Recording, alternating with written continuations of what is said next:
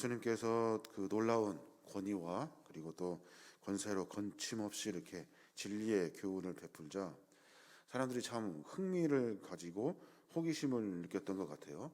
그래서 바리새인 중에 어떤 한 사람이 예수님을 집으로 이렇게 초대합니다. 그래서 점심 식사를 같이 합시다라고 이렇게 초대를 한 거죠. 그때 예수님이 기꺼이 응하시면서 그 식사 자리에 가십니다.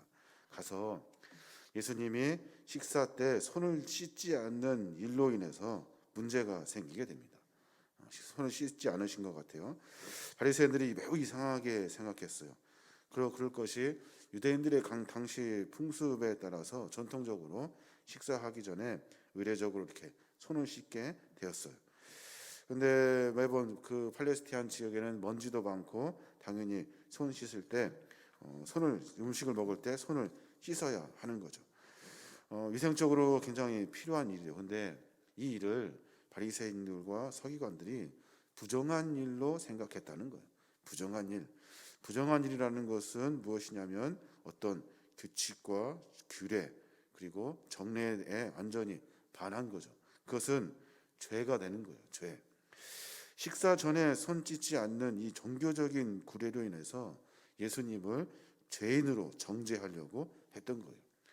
손 씻을 물에 양이라든가 씻는 방법이라든지 이런 것 규례들 수십 가지를 다 정해놓고 이것을 지키지 않으면 죄인이다라고 했던 거예요. 사실 손 씻는 것 중요합니다. 근데 그것 손 안 씻었다고 해서 죄인이 될 일은 아닙니다. 바리새인들은 규례와 규정을 정해놓고 못 지키는 사람들, 이 사람들을 정죄하고 죄인으로 만들어 버려서 다른 사람들과 함께 하지 못하게 하고 어떤 그룹을 만들고 그리고 그 일들로 하여금 다른 사람들을 이렇게 외면시켜 버리는 그런 일들을 반복했다는 거예요. 예수님이 그것을 보시고 이제 한 말씀 하십니다.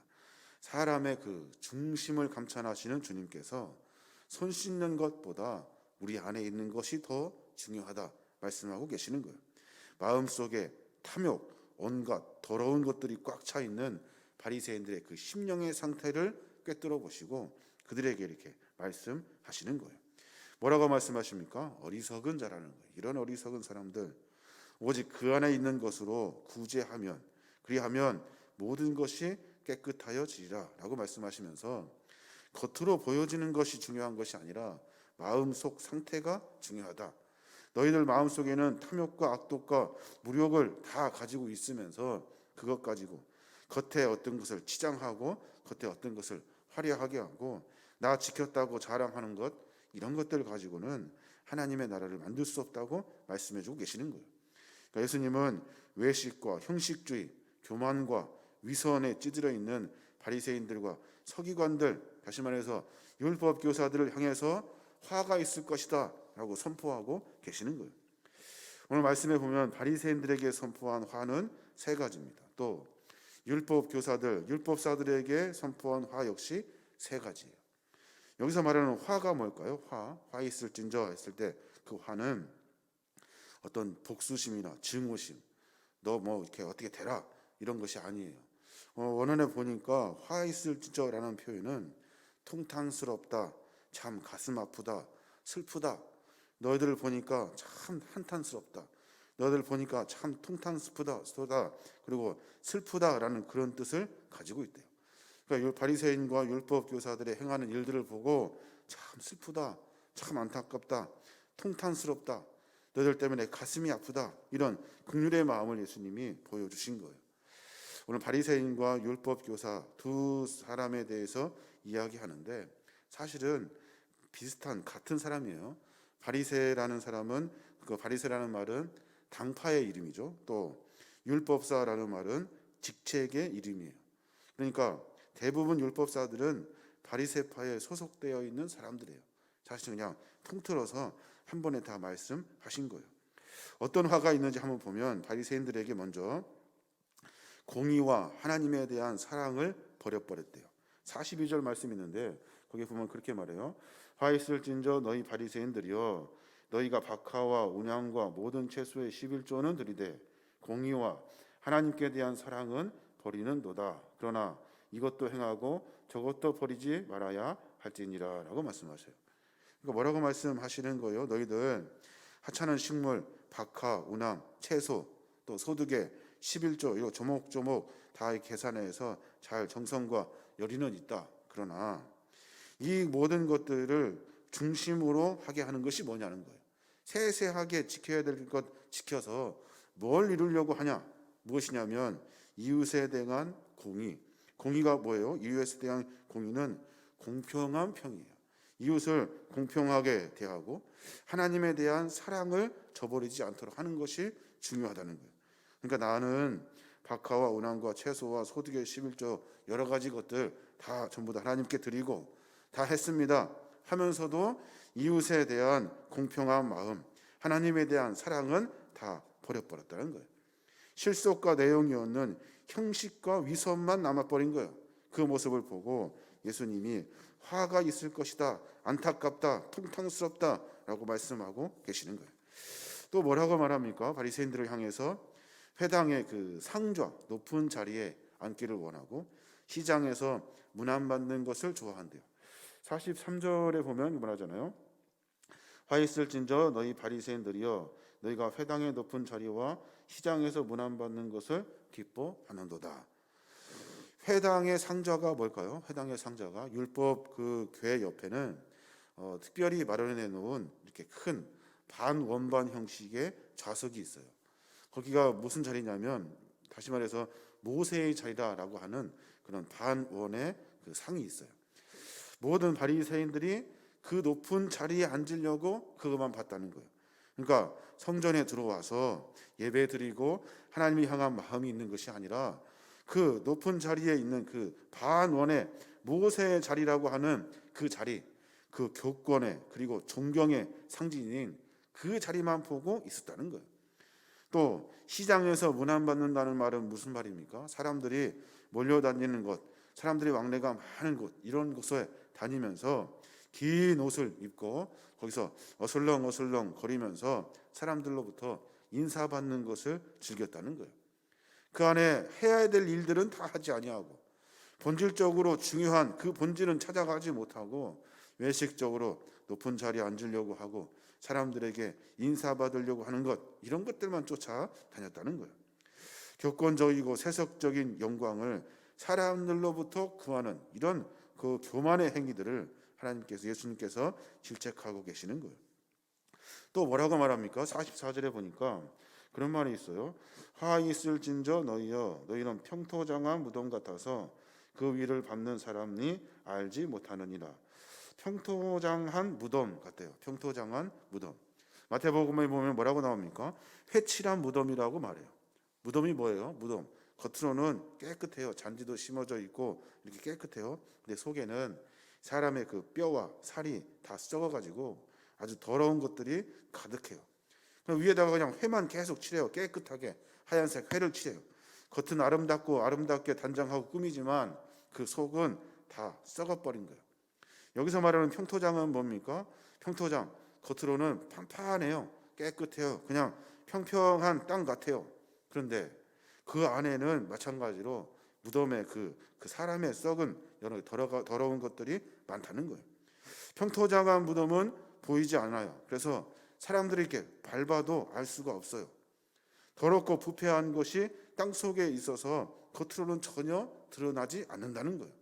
그러니까 이렇게 만나면 멀쩡한 것 같아요. 참 좋은 사람 같아요. 그런데 바리새인과 서기관들 그 안에 사람들이 구별하지 못하는 그 속 깊숙한 곳에 더럽고 추잡하고 악하고 부패한 것들이 가득하였다는 거예요. 이 말을 많은 사람들에게 예수님께서 바리새인들에게 하고 있는 거예요. 또 율법 교사들에게 화가 있다고 말씀하시는 세 가지가 있는데 그것이 뭐냐면 무거운 짐을 남에게 전가하는 거예요. 46절에 보면 그렇게 말씀하셔요. 이르시되 화 있을진저 또 너희 율법 교사여 지기 어려운 짐을 사람에게 지우고 너희는 한 손가락도 이 짐에 대지 않는도다. 무슨 말입니까? 짐, 그냥 짐을 또 지른 것이 아니라 율법의 그 조항들을 만들어요. 율법의 조항들을 만들어서 사람들로 하여금 지키게 해요. 근데 그것이 사람들로 하여금 짐이 되는 거예요. 모세 율법 외에 하라는 규정이 248개를 만들었대요. 또 하지 말라는 규정이 365개 만들었대요. 합해서 613개의 조항을 만들어 가지고 사람들에게 이렇게 부과했대요. 너희들 이거 지켜. 그러면서 자기들은 교묘한 논리와 이상한 궤변을 늘어놓아 가지고 자기들은 그런 것들을 다 피해 갔대요. 주석에 보니까 그런 예가 있더라고요. 안식일에는 오른손에나 왼손에나 가슴에나 등에 어떠한 물건도 가지고 갈 수 없다. 그러나 손등이나 발등이나 입으로나 팔꿈치나 옷 사이나 신발 속에는 가지고 갈 수 있다. 이런 규정을 정해놨다는 거예요. 손등에 가지고 갈 수 있는 것이 뭘까요? 바리새인들, 율법 교사들, 돈 많은 사람들, 이런 뭐 반지나 이런 것들일 거예요. 발등, 화려한 신발 이런 것들. 그리고 팔꿈치, 이런 옷, 긴 옷 소매에다가 뭘 막 집어서 넣어갈 수 있는 거예요. 자기들은 다 피해가면서 다른 사람들 지킬 수 없는 규례를 만들어서 짐을 지었다는 거예요. 행함의 실천 없이 조항이나 규정만을 만들어서 사람들을 힘들게 하는 거예요. 이거 안 하면 어떻게 죄인이 되는 것처럼 이야기하고, 이거 안 하면 지옥에 가는 것처럼 이야기하는 거예요. 이런 악한 것들에 대해서 예수님께서 화가 있다 말씀하셔요. 또 한 가지 더 화를 말씀하시면서 뭐라고 말씀하시냐면 선지자들의 무덤을 쌓는 외식하는 자들이라고 말씀하셔요. 47절의 말씀 있는 본데 보니까 화 있을진저 너희는 선지자들의 무덤을 만들었도다. 그들을 죽인 자도 너희 조상들이로다 라고 말씀하셔요. 선지자들의 무덤을 만들었도다. 무슨 말입니까? 51절에 보니까 유대인들의 조상들을 뭐라고 말하냐면 아벨에서부터 사가랴까지 선지자들을 모두 죽였다고 말씀하셔요. 아벨은 구약 성경의 창세기의 첫 번째 순교자죠. 사가랴는 백성들의 우상 행위에 대해 경책하다가 성정 뜰에서 순교당하는 사람이에요. 그러니까 그 순교의 마지막 사람이 스가랴예요. 아벨부터 스가랴까지 모든 선지자들이 다 죽었어요. 어떻게 해야 돼요? 그 사람들의 왜 그들이 순교했는지를 배워야 돼요. 왜 그들이 뭘 선포하다가 죽었는지 순교했는지를 배워야 되는데 그 후손들은 뭘 하냐면 그의 가르침이나 선포나 회개의 이야기들은 하나도 듣지 않고 무덤만 화려하게 만드는 거예요. 자기들은 하나도 지키지 않고 말씀 듣지 않으면서 그러면서 무덤만 화려하게 만들어 버렸다는 거예요. 율법교사들이 그렇게 살아가고 있다는 거예요. 서기관들은 그런 내면적인 중심의 일에는 관심이 없어요. 우리도 마찬가지 아닙니까? 우리가 살면서 여러 가지 뭐 믿음의 조상들, 아브라함들 이야기 막 쭉 하잖아요. 그런데 그 내용, 그 사람들이 무엇을 이야기했는지에 대해서는 사실 깊이 관심을 가져야 하는데 그러지 못해요. 그러면서 화려하게 뭐 무덤을 크게 짓고 또 뭘 화려하게 이야기를 하고 그렇게 해요. 그런 모습을 보고 예수님께서 화가 있다 말씀하고 계시는 거예요. 마지막 율법 교사들 그들에게 예수님께서 화가 있다 말씀하시는데 그것이 뭐냐면 지식의 열쇠를 악용하는 거예요. 52절에 보면 그렇게 분명히 말씀하시는데 화 있을진저 너희 율법 교사여 너희가 지식의 열쇠를 가져가서 너희도 들어가지 않고 또 들어가고자 하는 자로 막았느니라 하시니라. 지식의 열쇠를 가졌대요. 무슨 말일까요? 지식의 열쇠라는 말은 율법을 읽고 하나님 말씀을 연구하고 그 안에 깊이 있는 진리를 발견할 수 있는 사람들이에요. 근데 그 지식의 열쇠를 다 버려버려요. 그래서 말씀의 연구도 없고 깊이 있는 하나님의 말씀에 묵상도 없고 그 말씀에 대한 진리를 찾고자 하는 의지도 없어요. 그러니까 나도 죽고 그 말을 듣는 수많은 사람들도 같이 죽어가는 거예요. 이런 소경된 자를 인도하는 것, 소경이 소경을 인도하는 것처럼 진리와 구원의 길에서 완전히 벗어나서 모두를 멸망시키는 구렁텅이로 끌고 갔다는 거예요. 이것이 바로 예수님께서 율법 교사들에게 말씀하신 화가 되는 거예요. 사랑하는 우리 하루 가운데 이 말씀을 가만히 묵상해 보면서 바리새인과 서기관들에게 예수님이 하신 말씀이에요. 우리 모습을 조금 점검해 봤으면 좋겠어요. 과연 내가 이웃에 대한 사랑, 하나님에 대한 사랑 이것이 과연 잘 정비되어 있는지 내 마음 깊숙한 곳에 거기에 관심이 되어져 있는지 생각해 봐야 하는 거예요. 그 외에 다른 것들은 부수적인 것들이에요. 거기에 포인트가 되어야 돼요. 또 높은 자리 좋아하고 그리고 인사받는 것 좋아하고 교회 안에서 예배 드리면서 그런 것만 생각하면 예배가 소홀해지고 다른 것에 관심이 더 많아진다면 그건 역시 예수님 말씀하신 대로 화를 만나게 되는 거예요. 그리고 또 평토장같이 겉만 화려하고 그리고 속은 다 썩어버리는 그런 숭악한 것이 아니라 겉과 속이 늘 같은 사람이 되어야 하는 거예요. 또 율법교사같이 무거운 짐을 남에게 전가시켜서 자기만 할 수 있는 것 이런 것들만 계속하면서 다른 사람들을 계속해서 전가해 가고 정죄해 가고 이런 나쁜 것들을 하지 않는 거예요. 또 선지자들의 가르침을 분명히 깨닫고 그 가르침을 삶 가운데 지켜내는 거예요.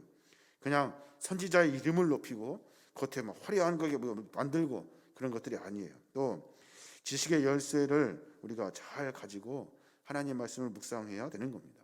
사실 이 말씀들은 목회자들 그리고 지금 현재 종교 지도자들 어쩌면 리더들에게 하신 하나님의 예수님의 말씀이에요. 우리의 모습을 조금 점검해서 우리가 정말로 삶 가운데 그리스도인으로 사는 것이 무엇인지 하나님의 백성의 삶이 무엇인지 묵상해 보고 우리가 조금씩 우리의 본질을 찾아갈 수 있는 그런 믿음의 종들이 되었으면 좋겠습니다. 이를 통해서 이 어려운 시기를 잘 이기고 하나님 우리에게 큰 은혜를 허락해 주시고 마지막에 다들 넘어지는데 신앙 안에 넘어지고 믿음 안에 넘어지고 다 넘어지지만 우리는 하나님의 거룩한 백성의 말씀의 본질을 찾아서 하나님의 나라를 아름답게 세워가시는 저와 여러분이 되시길 주님의 이름으로 축원합니다. 아멘.